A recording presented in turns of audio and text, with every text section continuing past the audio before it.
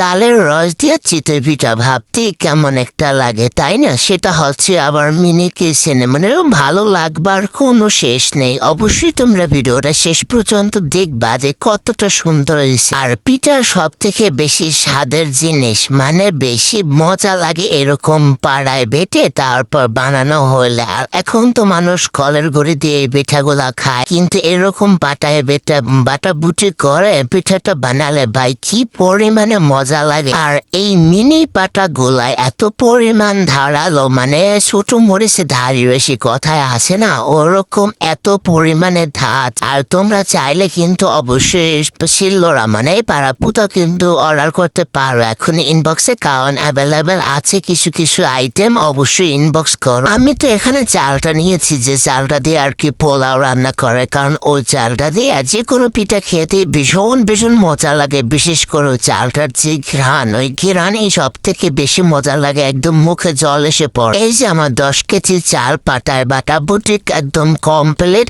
এখন পিঠাটা বানানোর পালা, চলো দেখি চিতই পিঠাটা কতটা সুন্দর হয়। আর বিশেষ করে ভাই আমার যে পরিমাণে ঘ্রাণ আসতে আছে চালটা থেকে, আমার তো ইচ্ছে করে কাঁচা অবস্থায় খেয়ে ফেল। আর চিতই পিঠা বানাতে গেলে অবশ্যই সামান্য পরিমাণে একটু খাবার সোডা দিতে হয়। এই টেস্টটাকে তোমরা জানো, না জানলে আমার কাছ থেকে শিখে নাও, কারণ আমি অতি সেরা রাঁধুনি মিনি কিচেনের বলতে গেলে পিঠা বানানোর জন্য। এই তো চুলা আগুনটা ধরাই দিছি, এখন পিঠাগুলো ফস ফস ফস করে দিয়া দমু হয়ে যাবে, তারপর কুড়মুড়াইয়া বৈশা বৈশা ইঁদুরের মতো খেতে থাকবো। পিঠাগুলো তো দিছি, এখন চিন্তায় মরতাছি ভাই পিঠাগুলা কেমন হয় জানি না। ও মা, এইটা কি? ও এত সুন্দর, কিন্তু পিঠাগুলো উড়াইতে আমার ভীষণ পরিমাণ কষ্ট হয়েছে, কারণ নতুন খোলা তো।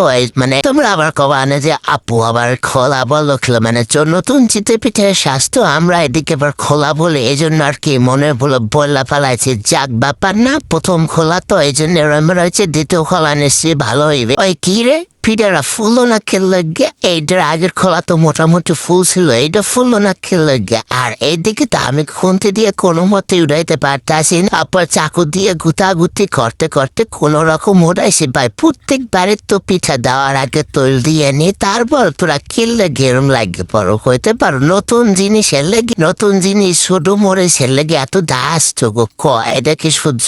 আমার পিঠা বানানো শেষ, শিশের খোলাটা তো ওয়াও, জাস্ট ওয়াও। বাট একটু ফুলে নেই, কোনো ব্যাপার না, কিন্তু নেক্সট টাইম বানাতে গেলে অবশ্যই ফুলবে, কারণ খোলাটা ভালো পরিমাণ থাকতে তুলতে গেছে তো নিশ্চয়ই হবে। আমি এতটুকু শিওর। চলো এখন খেয়ে দেখবার পালা আমার এক্সপেরিমেন্ট কেমন হয়েছে। বিশেষ করে আমার হাতে বানানো চিতই পিঠার সাজ, তারপর পিঠা মানে দুইটাই সবকিছু আমার হাতে বানানো, একটু অন্য একটু অনুভূতি কাজ করতেছে। বিসমিল্লাহ বলে চখলো, এখন খাইয়া দেখিনি কতটা মজা হয়েছে। ওরে মজা হয় তো, মজা কি লাগে ভাই, আমি বানাইছি। এই তোমরা খেতে আসো সবাই, মানে এখনো অনেক পিঠা বাকি আছে, তোমরা সবাই খেতে পারবে, তাতে এসো।